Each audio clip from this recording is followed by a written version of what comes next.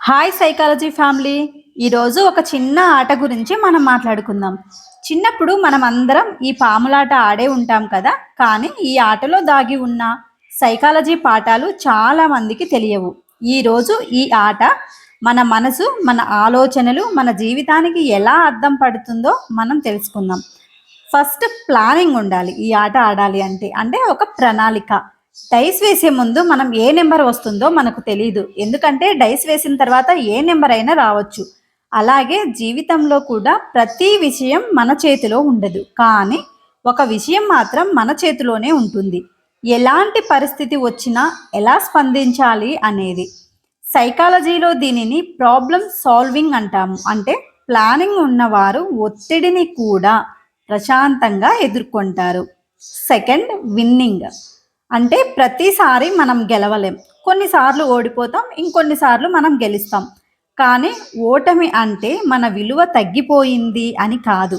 మన మెదడు ప్రతి ఓటమి నుంచి ఒక కొత్త పాఠం నేర్చుకుంటుంది. దీనిని మనం గ్రోత్ మైండ్ సెట్ అంటాము. Thought, bonding, attachment. పాములాట ఒంటరిగా ఆడలేం కదా, మనతో పాటు మన కుటుంబం వాళ్ళు, మన పిల్లలు లేదా మన ఫ్రెండ్స్ ఎవరో ఒకరు ఆడితేనే ఆనందం పెరుగుతుంది. ఇలాంటి ఆటలు మాట్లాడుకునే అవకాశాన్ని కూడా పెంచుతాయి. దీంతో మన మధ్య భావోద్వేగ బంధం అన్నది ఎక్కువగా బలపడుతుంది. ఫోర్త్, గైడెన్స్ అంటే మార్గదర్శకత్వం. చిన్నపిల్లలు మొదటిసారి ఈ ఆట ఆడేటప్పుడు పెద్దవాళ్ళు ఎలా ఆడాలో చెప్తారు. డైస్ ఇలా వేయాలి, ఎలా నంబర్స్ కౌంట్ చేయాలి, పాములాట ఇలా ఆడాలి అని కదా. అదేవిధంగా జీవితంలో కూడా ఒక మంచి గురువు లేదంటే తల్లిదండ్రుల మార్గదర్శకత్వం మన ఎదుగుదలకు చాలా చాలా అవసరం. Fifth, empathy. ఎదుటివారు పాముకు చిక్కి బాధపడుతూ ఉంటే అబ్బా బాగుంది అని నవ్వకుండా పర్లేదు మళ్ళీ ప్రయత్నించు, ఎందుకంటే గెలవడం ఓడడం సహజం అని చెప్పడం నేర్చుకుంటాం. ఇదే ఎంపతి. ఇది ఆరోగ్యకరమైన సంబంధాలకు పునాది. సిక్స్త్, రెసిలియన్స్ అంటే గెలిచే ధైర్యం. పాము కరిస్తే మళ్ళీ మొదటికి రావచ్చు కదా, అయినా సరే మనం ఆట ఆపము, మళ్ళీ డైస్ వేస్తాము, మళ్ళీ ముందుకెళ్తాము. జీవితంలో కూడా అంతే. సమస్యలు వస్తూ ఉంటాయి, కానీ మళ్ళీ లేచి నడవడమే రెసిలియన్స్. బలమైన మనసు ఉన్నవారు కష్టాలలో కూడా ఆశను కోల్పోరు, ఎందుకంటే వాళ్ళని వాళ్ళు నమ్ముకుంటారు కాబట్టి. ఈ పాములాటలో రెండు విషయాలు ఉంటాయి, నిచ్చెనలు, పాములు కదా. జీవితంలో కూడా రెండే విషయాలు, అవకాశాలు, అడ్డంకులు. నిచ్చెనలు మనల్ని పైకి తీసుకెళ్తాయి, పాములు మనల్ని కిందికి లాగుతాయి. కానీ చివరకు గెలిచేది అదృష్టం కాదు, మన ఆలోచనలు, మన సహనం, మన ప్రయత్నం.